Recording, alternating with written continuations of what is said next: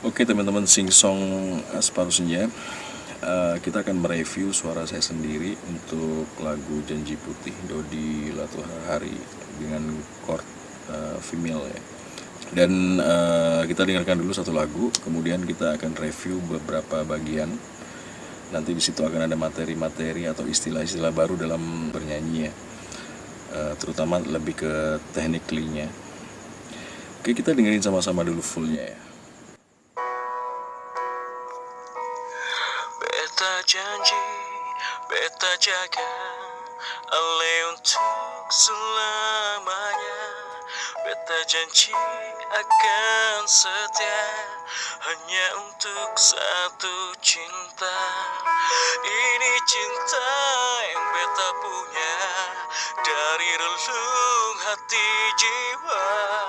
Cuma per ale sajalah cinta ni abadi selamanya.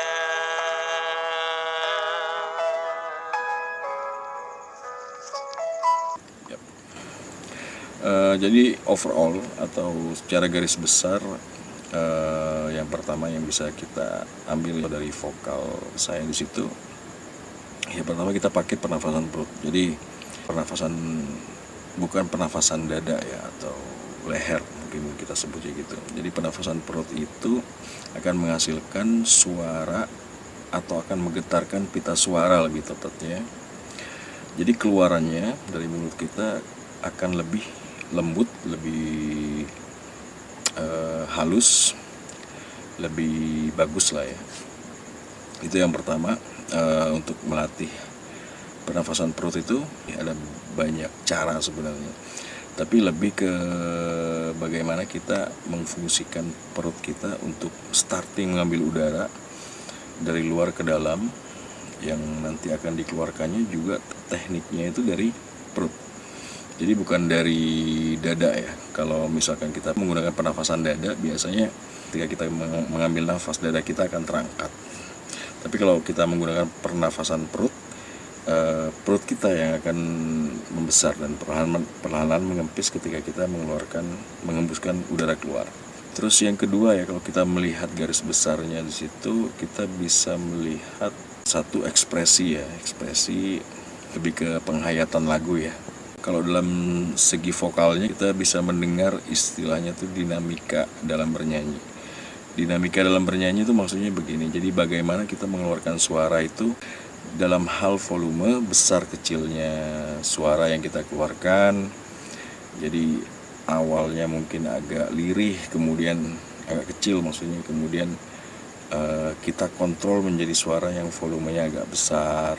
Terus kemudian apalagi ya, ada beberapa part kita menghembuskan nafas itu secara pelan-pelan. Jadi dalam bernyanyi kita memilih part di mana kita atau kapan kita harus mengambil nafas, kapan kita harus menghembuskan udara bersamaan dengan kita mengeluarkan suara juga. Itu ada beberapa part yang memang harus diperhatikan supaya kita nggak terkecoh atau malah kejar-kejaran dengan chord instrumen ya. Coba kita play dulu dari awal, jadi mungkin penjelasannya lebih oke ya kalau kita play lebih dari awal ya. Oke, kita coba start dulu. Beta janji, beta jaga Ale untuk selamanya. Jadi yang pertama yang bisa diambil dari video saya ini, yang pertama kita memulai untuk bernyanyi maksudnya ya. Jadi yang perlu kita pahami adalah chordnya. Jadi kita harus belajar mendengarkan bagaimana kita mengidentifikasi chord atau nada yang akan kita pakai untuk lagu itu. Jadi kadang-kadang dalam artian false pitch yang kadang-kadang teman-teman membahasakan sebagai false, itu bisa diartikan karena sang penyanyi itu salah menganalisa atau salah mengidentifikasi chord instrumen yang nanti akan kita pakai untuk mengeluarkan suara disesuaikan dengan tune tertentu. Seperti misalkan chord dasarnya misalkan untuk lagu itu adalah C, tapi kita salah mengidentifikasi sehingga kita starting vokalnya mulai dari D gitu loh. Jadi itu akan terdengar tidak nyambung atau false istilahnya. Jadi yang pertama itu bagaimana kita mengambil pernafasan untuk startnya, kapan kita mengambil nafas. Kemudian yang kedua adalah bagaimana kita mengidentifikasi chord instrumen. Jadi kita startingnya itu udah nggak salah gitu, nggak salah nada. Akan setia hanya untuk satu cinta. Tadi kalau misalnya saya sebut tadi dinamika bernyanyi itu bisa dilihat tadi. Beta janji, beta jaga. Itu disebut dinamika bernyanyi. Jadi bagaimana kita mengeluarkan suara, istilahnya kalau kita ingin membuat lagu itu jadi lebih dapat gitu. Kadang-kadang kita nggak selalu harus mengeluarkan suara sesuai dengan volume yang sama gitu. Kadang-kadang kita ambil lirihnya, kadang-kadang kita ambil standar volumenya, atau malah mungkin bisa lebih keras gitu. Jadi naik turunnya volume dari suara kita itu bisa disebut dinamika dalam bernyanyi. Kedua adalah penghayatan lagu, atau bagaimana kita mengekspresikan sebuah lagu di wajah kita atau gerakan tubuh kita, itu bisa kayaknya itu include di dinamika dalam bernyanyi ya. Oke, kita lanjut lagi, kita play dulu lagunya. Beta janji, beta jaga, ale untuk selama. Jadi di sini ada ini termasuk teknik dalam bernyanyi ya. Di situ ada vokal, terutama di ale untuk. Nah itu namanya disebut falsetto atau falset.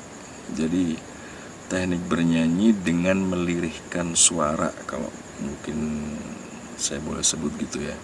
Ini biasanya kita pakai untuk mengantisipasi suara-suara tinggi, atau bisa jadi untuk lebih bikin lebih orang lebih terhanyut kali ya. Itu namanya falsetto. Kalau boleh saya kasih contoh tuh seperti ini soalnya. Hi ha gitu. Atau mungkin contoh yang paling sering kita pakai lah, secara nggak sadar kita biasanya pakai falsetto itu. Biasanya kalau kita nyanyiin lagu Nina Bobo untuk bayi ya, atau anak kita yang masih bayi, kita kan nggak mungkin teriak-teriak kalau nyanyi lagu Nina Bobo untuk menidurkan bayi. Mungkin kita bikin suara kita jadi lebih lirih. Mungkin jadinya jadi gini, Nina Bobo, oh Nina Bobo. Melirihkan suara seperti itu tuh namanya falset. Jadi seperti yang saya bilang tadi, itu bisa dipakai untuk mengantisipasi suara tinggi. Misalkan lagu kangen ya gitu. Lagu kangen Dewa 19 itu kan tinggi banget. Jadi semua kata itu bisa dipakai falset ini. Jadi semua kata rindumu, itu namanya falsetto. Di vokal saya tadi juga ada vibra ya, vibrato. Itu sih sebenarnya vibra itu dipakai untuk memperindah cara bernyanyi ya. Mungkin ini masuk ke timbre atau cara kita bernyanyi. Vibrato itu tekniknya adalah bagaimana menaik turunkan suara kita, lebih ke pernafasan ya. Suara naik turun. Jadi misalkan itu namanya vibrato. Cara melatihnya vibrato itu yang pertama kita harus ambil nafas dari perut ya. Kemudian ketika kita mengeluarkan suara mungkin lebih ditekan kayak gitu. Atau bisa dengan latihan pernafasan, seperti contoh bernafas seperti cara bernafasnya anjing gitu. Jadi kalau kita udah terbiasa seperti itu, untuk menciptakan vibra itu akan lebih mudah. Oke, kita lanjutkan lagi suaranya, vokalnya. Hanya untuk satu cinta, ini cinta yang beta punya dari relung hati jiwa. Untuk yang lirik, ini cinta yang beta punya dari relung hati jiwa. Di part ini itu yang kemarin kita sempat bahas tentang improvisasi dalam bernyanyi. Jadi kita memakai irama tidak sesuai atau tidak sama seperti irama lagu originalnya. Jadi yang harusnya ini cinta yang beta punya, kita buat jadi ini cinta yang beta punya. Itu kan berbeda dari originalnya. Itu namanya, itu disebut improvisasi dalam bernyanyi. Asalkan tidak keluar dari nada ya, chordnya, itu nggak masalah sepertinya. Itu sesuai dengan selera atau rasa sang penyanyi sih. Tapi biasanya untuk improvisasi seperti ini biasanya dipakai setelah refren kedua ya. Lagu itu akan mendekati, akan berakhir. Biasanya vokalis atau penyanyi itu biasanya agak sedikit memodifikasi atau bermanuver tadi, dan itu nggak masalah, dan biasanya banyak dipakai juga oleh penyanyi profesional seperti itu. Oke, selanjutnya kita coba lagi style. Mepar ale sajalah. Saya bisa aja bernyanyi cuma per ale sajalah, tapi saya berusaha di vokal tadi untuk memperjelas artikulasi ya, dan hasilnya sebenarnya memperjelas artikulasi itu lebih bagus sih. Kalaupun ada beberapa penyanyi yang kadang-kadang artikulasinya kurang jelas ya. Yang penting kosakatanya diusahakan bagaimana pendengar itu lebih jelas mendengarnya. Kadang-kadang pola artikulasi ini dipakai oleh penyanyi profesional tuh nggak sama. Kadang-kadang A itu tidak selalu A gitu. Kecuali untuk penyanyi klasik atau seriosa mungkinnya itu menjadi kewajiban, atau paduan suara itu menjadi kewajiban sih. Tapi kalau udah beralih ke genre tertentu, kadang-kadang artikulasi itu misalkan A itu kadang-kadang A jadi tapi harus jelas lah paling enggak. Next. Selamanya.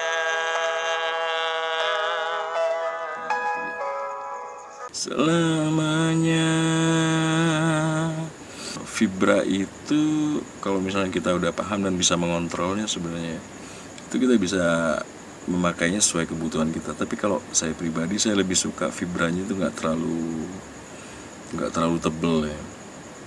Kalau terlalu tebel itu lebih ke ya penyanyi seriosa, penyanyi mungkin paduan suara, atau biasanya wedding singer biasanya sering memakai vibra yang tebal ya. Mungkin untuk memperjelas atau memperindah nyanyiannya bisa jadi seperti itu. Tapi kalau saya pribadi, saya lebih suka vibra nggak terlalu tebal dan sesuai kebutuhan aja. Jadi kalau misalkan di belakang butuh vibra atau belakang ada butuh vokal yang panjang, kalau datar aja sih nggak terlalu bagus, nggak apa-apa asal masuk not. Tapi saya lebih suka tipis atau nggak terlalu tebel aja vibranya. Oke, saya rasa untuk review saya pribadi untuk supaya menjadi gambaran teman-teman itu dapat ya. Oh ya, satu lagi, di sini ada namanya false tempo. Jadi di part hati jiwa cuma peralis false tempo. Jadi false tempo, kita bernyanyi tidak sesuai tempo. Biasanya untuk mengantisipasi hal ini, biasanya ada beberapa penyanyi yang memakai earphone dengan ada irama ketukan di situ, supaya menjaga cara bernyanyinya tidak false tempo. Tapi untuk skala mula atau mungkin hanya sekedar bernyanyi di karaoke atau di kafe ya istilahnya, saya rasa itu tidak terlalu fatal ya. Yang penting kalau di bernyanyi untuk skala pemula menengah gitu, saya rasa yang penting tidak false pitch, false tempo, nggak terlalu telat-telat banget nyanyinya. Artikulasi lebih diperjelas, pernafasan dari perut, kemudian mengidentifikasi chord. Jadi arahnya tidak akan false pitch. Itu aja untuk sementara review untuk vokal saya. Mudah-mudahan jadi materi dan pengetahuan yang baru buat teman-teman sehingga nanti bisa mengupgrade cara bernyanyi ya teman-teman. Oke, sekian aja. Terima kasih banyak.